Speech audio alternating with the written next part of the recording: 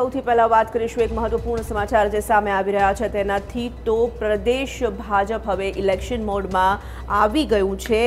પ્રદેશ ભાજપ દ્વારા ચૂંટણી સમિતિ જાહેર કરવામાં આવી છે। પ્રદેશ પ્રમુખ જીતુ વાઘાણી, મુખ્યપ્રધાન વિજય રૂપાણી, ડેપ્યુટી સીએમ નીતિન પટેલ સહિત 14 લોકોનો પાર્લામેન્ટરી બોર્ડમાં સમાવેશ કરવામાં આવ્યો છે। પૂર્વ મુખ્યપ્રધાન આનંદીબેન પટેલનો પણ સમાવેશ કરવામાં આવ્યો છે। કેન્દ્રીય પ્રધાન પુરુષોત્તમ રૂપાલાનો પણ સમાવેશ થયો છે, જ્યારે કે આરસી ફળદુ, સુરેન્દ્ર પટેલ, ભૂપેન્દ્રભાઈ ચુડાસમા, મંગુભાઈ પટેલ, ભીખુભાઈ દલસાણિયા, ભરતસિંહ પરમારનો પણ સમાવેશ કરવામાં આવી રહ્યો છે। રાજેશભાઈ ચુડાસમા, કાનાજી ઠાકોર, શંભુ પ્રસાદ ટુનિયાનો પણ પાર્લામેન્ટરી બોર્ડમાં સમાવેશ કરાયો છે। જો ચૂંટણી કેમ્પેઇનના ઇન્ચાર્જ તરીકે કૌશિકભાઈ પટેલની વરણી કરાઈ છે।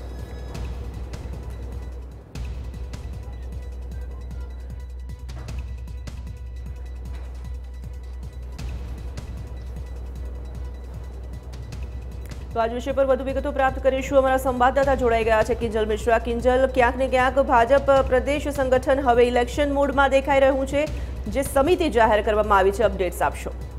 જે બિલકુલ ખાસ કરીને વાત કરવામાં આવે તો આજે ભાજપ દ્વારા 3 મહત્વની કમિટી જાહેર કરવામાં આવી છે, જેમાં પ્રથમ કમિટી છે પાર્લામેન્ટરી બોર્ડ, કે જેની અંદર પ્રદેશ પ્રમુખ જીતુ વાઘાણીથી માંડીને મુખ્યપ્રધાન વિજય રૂપાણીનો સમાવેશ થાય છે। 14 લોકોની બનેલી આ પાર્લામેન્ટરી કમિટી ગુજરાતના ઇલેક્શન 2017ને લઈને ખૂબ જ મહત્વની છે। પાર્લામેન્ટરી કમિટીના જો રોલની વાત કરવામાં આવે તો જે 182 ઉમેદવારોની પસંદગીની પ્રક્રિયાની વાત છે, 182 ઉમેદવારોની પસંદગી પ્રક્રિયા એ પાર્લામેન્ટરી કમિટી દ્વારા કરવામાં આવે છે, જેમાં 14 લોકોનો સમાવેશ કરવામાં આવ્યો છે।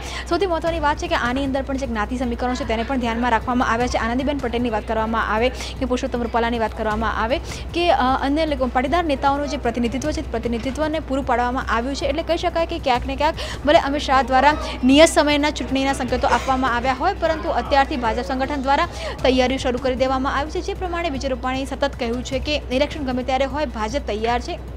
સંગઠન દ્વારા અત્યારથી જ રાજ્યભરમાંથી હવે એક ક્યાસ લેવાનો પ્રયત્ન શરૂ કરવામાં આવશે। જે 14 લોકોની જે ટીમ બનાવવામાં આવી છે તે ટીમ પ્રમાણે રાજ્યભરમાં વિવિધ જગ્યાઓ પર જવામાં આવશે અને સ્થાનિક ક્યાસની સાથે જે ઉમેદવારોની પસંદગી છે, ઉમેદવારોની પસંદગીની પ્રક્રિયા પર પણ ભાર મૂકવામાં આવશે। સાથે જ જે મેનિફેસ્ટો એ ખૂબ મહત્વની વાત હોય છે। મેનિફેસ્ટો માટેની જે ટીમ છે તે અલગથી ટીમ બનાવવામાં આવી છે, કે જેમાં પણ 20 લોકોનો સમાવેશ કરવામાં આવ્યો છે, કે આ વખતે ગુજરાતની ચૂંટણીમાં કયા મહત્વના મુદ્દાઓ હશે, કયા મુદ્દા ઉપર ગુજરાતની જનતાનું ધ્યાન ખેંચવામાં આવશે, અને સાથે જ જે એક સમિતિના ઇન્ચાર્જ છે, ઇન્ચાર્જની પણ ટીમ બનાવવામાં આવી છે। એમ કુલ 3 મહત્વની જે ટીમ છે તે બનાવવામાં આવી છે।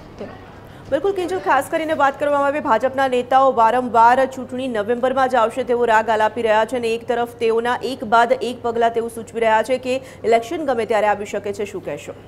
જે બિલકુલ ચોક્કસ સ્પષ્ટપણે એવું કહેવામાં આવી રહ્યું છે કે ચૂંટણી નિયત સમય આવશે, પરંતુ જો પાર્લામેન્ટરી બોર્ડની વાત કરવામાં આવે તો પાર્લામેન્ટરી બોર્ડનો જે મુખ્ય રોલ હોય છે તે ઉમેદવારોની પસંદગીનો રોલ હોય છે। અને સામાન્ય રીતે ભાજપની જે પ્રકારની અત્યાર સુધીની પ્રથા રહી છે કે કોઈપણ પ્રકારની ચૂંટણીના 2 મહિના પહેલાં આ જે પ્રક્રિયા છે તે પ્રક્રિયા હાથ ધરવામાં આવે છે। જે પ્રકારે આજે અચાનકથી જે ચૂંટણી સમિતિ છે, સાથે જ પાર્લામેન્ટરી બોર્ડ છે, સાથે જ મેનિફેસ્ટોની જે સમિતિ છે તે જાહેર કરવામાં આવી છે, ત્યાં ચોક્કસ એવું લાગી રહ્યું છે કે ક્યાંક ને ક્યાંક ચૂંટણી વહેલી આવશે, અથવા ચૂંટણી જો વહેલી ન પણ આવે તો પણ ચૂંટણીને લઈને જે પણ પ્રકારનું હોમવર્ક કરવાનું છે, જે પણ ગ્રાઉન્ડ રિયાલિટી ચકાસવાની છે, તે ચકાસણી ભાજપ હવે શરૂ કરી દેશે। બિલકુલ, કોંગ્રેસે પણ એક તરફ પોતાની તૈયારીઓ શરૂ કરી દીધી છે, ભાજપ પણ અંદરખાને હવે તૈયારીઓ કરી જ રહ્યું છે તેવું સ્પષ્ટ દેખાઈ રહ્યું છે। તો કોંગ્રેસ તરફથી કોઈ પ્રતિક્રિયા આ સમગ્ર મામલે? હાલમાં કોંગ્રેસ તરફથી કોઈ પ્રતિક્રિયા નથી, પરંતુ ભાજપની જો વાત કરવામાં આવે તો જે પ્રકારે કોંગ્રેસમાંથી ઉમેદવારોની પસંદગીની પ્રક્રિયા શરૂ થઈ ચૂકી છે, ત્યાં ભાજપ દ્વારા પણ એક ક્યાસ લેવાનો એક પ્રયાસ કરવામાં આવી રહ્યો છે। ખાસ કરીને તેમની જે સી બેઠક છે, કે જે કહી શકાય ખૂબ જ અત્યંત નબળી બેઠકો છે, ત્યાં સૌથી પ્રથમ જે મુલાકાત છે તે સી બેઠક પર થવાની છે, કે જ્યાં કેટલા ઉમેદવારો ભાજપ માટે હજુ પણ દાવેદારી નોંધાવી શકે છે, એટલે કે ઉમેદવારો હજુ પણ આવી શકે છે, તે તમામ જે વિષયો છે તેની પર બારીકીથી નિરીક્ષણ પણ કરવામાં આવશે। સાથે જ હાલમાં કેવી પરિસ્થિતિ છે તે અંગે પણ ક્યાસ લેવામાં આવશે। બિલકુલ કિંજલ, આભાર તમામ જાણકારી માટે। તો ભાજપ સંગઠન ક્યાંક ને ક્યાંક હવે ઇલેક્શન મોડમાં દેખાઈ રહ્યું છે। જે રીતે સમિતિની જાહેરાત કરવામાં આવી છે, ચૂંટણી સમિતિની જાહેરાત કરવામાં આવી છે, તેમાં અનેક દિગ્ગજ નેતાઓનો સમાવેશ પણ તેમાં કરવામાં આવ્યો છે। પૂર્વ મુખ્યપ્રધાન આનંદીબેન પટેલનો સમાવેશ તેમાં કરવામાં આવ્યો છે, સાથે જ સીએમ, ડેપ્યુટી સીએમ પુરુષોત્તમ રૂપાલાનો પણ સમાવેશ આ ચૂંટણી સમિતિમાં કરવામાં આવ્યો છે, અને અલગ અલગ 3 સમિતિ બનાવવામાં આવી છે।